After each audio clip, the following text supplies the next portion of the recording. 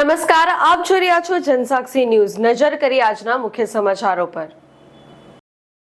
સ્વચ્છ, પ્રામાણિક, સરળ અને નિર્મળ સ્વભાવના અને ભરૂચ તેમજ ગુજરાત અને દેશના વિકાસમાં પ્રગતિમાં અમૂલ્ય યોગદાન આપનાર ભરૂચ જિલ્લાના પનોતા પુત્ર સ્વર્ગીય અહેમદભાઈ પટેલના જન્મદિવસ નિમિત્તે અંકલેશ્વર તાલુકા કોંગ્રેસ સમિતિ દ્વારા અંકલેશ્વર નોટિફાઈડ પ્રમુખને સ્વર્ગીય અહેમદભાઈ પટેલની યાદમાં અંકલેશ્વર નોટિફાઈડમાં એમનું પ્રતિમાનું અનાવરણ અથવા માર્ગનું નામકરણ કરવામાં આવે તેવી લેખિતમાં રજૂઆત કરવામાં આવી હતી।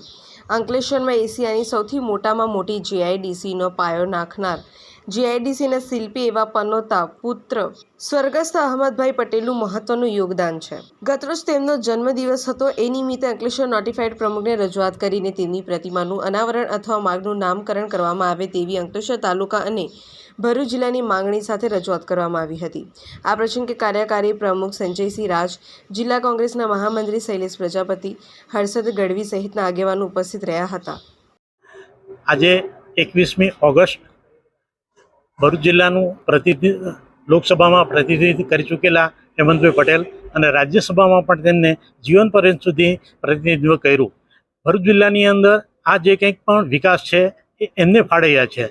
આજે એમને સ્વર્ગસ્થ થયા અને 2-3 વર્ષ થઈ ગયા, છતાં પણ આ ઔદ્યોગિક જે હરણફાળ ભરેલો વિકસિત વિકાસ છે ત્યાં આગળ એમના નામની કોઈ તકતી કે સ્ટેચ્યુ અત્યાર સુધી મુકાયેલું નથી।